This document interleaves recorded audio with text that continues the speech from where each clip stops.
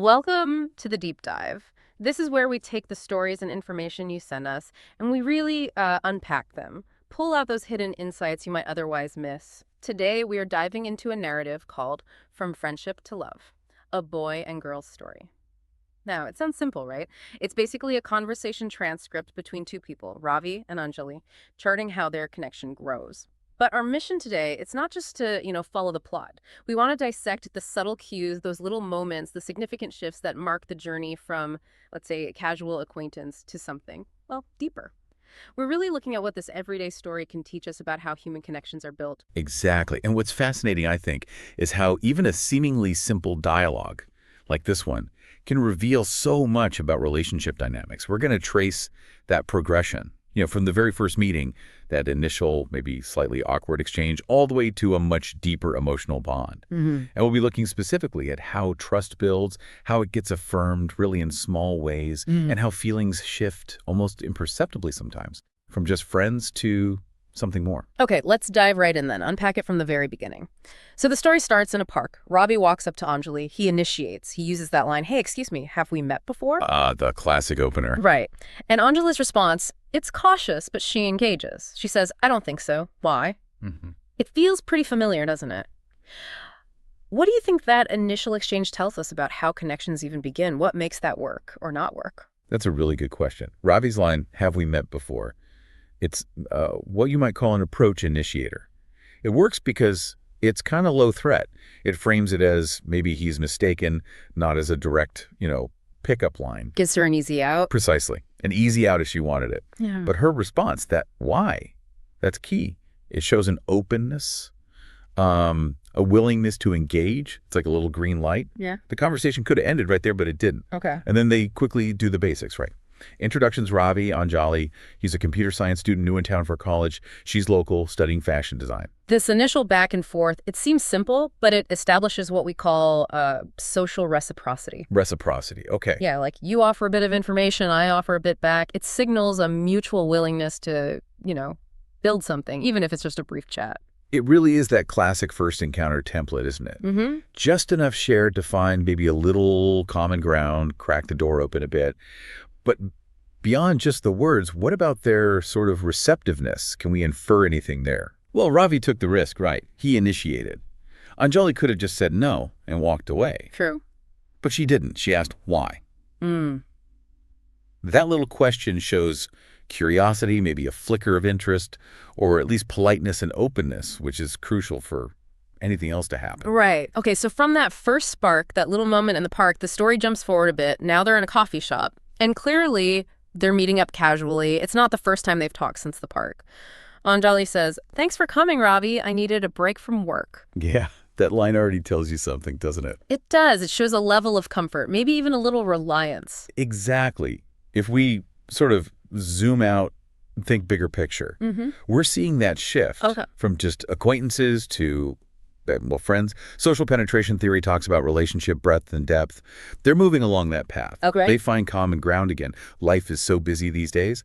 That shared feeling, it connects them. And then Anjali gives him that compliment. "You're funny and easy to talk to."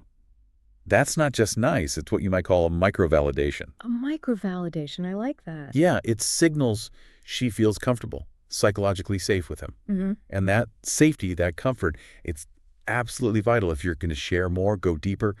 They're genuinely enjoying each other's company now. And then they actually say it out loud. It becomes explicit. Ravi says, "I think we're becoming good friends." And Anjali doesn't just agree. She kind of ups the ante. "Let's hang out more often." Yes, that's huge. It's not just implied anymore. It's like a mutual agreement, a verbal handshake on their friendship status. How important is that, do you think? Actually saying it versus just feeling it? Oh, I think it's very significant. Saying it out loud, it makes it real in a different way. It solidifies the shared understanding. It removes ambiguity. Both know where they stand, at least in terms of friendship. It sets a clear baseline. Okay, a baseline. That makes sense. Which leads us to where things get, well, really interesting. The dynamic shifts. The scene changes. College campus. Anjali sees Ravi talking to another girl, Priya. Ravi says she's just a classmate. But Anjali's reaction, she says, You two looked very friendly. Ooh, yes, the plot thickens. Doesn't it? It's not just an observation, is it? It feels like maybe a little probe, a test. Absolutely. I'd call this a fascinating example of relational boundary testing. Okay, boundary testing. Explain that. Well, Anjali's comment, it isn't just expressing mild jealousy, though that's part of it. Mm. She's subtly probing the boundaries of their connection. How exclusive is this good friends thing, really? Okay. And then Ravi's playful response, haha, are you jealous? That could go either way, but Yeah. Anjali leans in. She says, maybe a little. I thought I was your favorite friend. Wow, that's quite direct, even with the maybe. It is. It's what we'd call effective disclosure. She's revealing an emotion, a vulnerability. It strongly suggests her feelings are shifting beyond just platonic friendship. And how does Ravi handle that? He reassures her immediately. Of course you are. Priya's just a classmate. And then offers coffee to smooth it over. So he validates her feeling, or at least her position. Exactly. It's not just smoothing things over, it's an affirmation of specialness. He's reinforcing her unique place. Okay. That reassurance in response to her vulnerable disclosure, it subtly escalates things. It acknowledges a potential for something more exclusive. So it's way more than just her feeling a bit jealous. It's a crucial step in them kind of implicitly negotiating the terms of their relationship. Precisely. And Ravi's quick validation, like you said, it cements that shift. Maybe not consciously for them yet, but the perception moves from just friends towards something potentially more intimate. Definitely laying the groundwork. Which brings us to the climax of this little narrative arc, the turning point. Ravi and Anjali, they're in a garden, it's evening, you know, classic setting for a heart-to-heart. The atmosphere matters. Yes, and Ravi takes the plunge. He starts with, Anjali, can I tell you something? Building the anticipation. That little preface signals something important is coming. Yeah, and then he says it, I think I like you more than a friend. Wow. That takes courage. It really does. And you know, thinking about it, this moment doesn't come out of nowhere. It's built on everything that came before. It's like cumulative vulnerability. Cumulative vulnerability. Tell me more. Each step, the first chat, becoming friends, sharing laughs, that jealousy incident and the reassurance, each one built a bit more trust, a bit more willingness to be open. Ravi's confession is a big risk, a major self-disclosure. It could have backfired. But it doesn't. Anjali's response is immediate. She says, I feel the same way, Ravi. And that immediacy is so important. It's reciprocal affirmation. Right away, she validates his risk, matches his vulnerability. It signals they're on the same page, ready to move forward together. Yeah, that mutuality is key. They then agree, let's give this a chance, and importantly, let's take it slow and see where it goes. Which is smart, healthy even. They're acknowledging the shift, embracing the new romantic potential, but without, rushing headlong into it. Yeah. Setting a gentle pace. So it's not just the big confession, the words themselves. It's the bravery, the build-up, and that shared understanding that follows. It really brings their journey from strangers in a park to this point full circle. Absolutely. And if we try to connect this simple story back to the bigger picture, Ravi and Anjali's journey, it really illustrates that organic, often step-by-step nature of how relationships develop.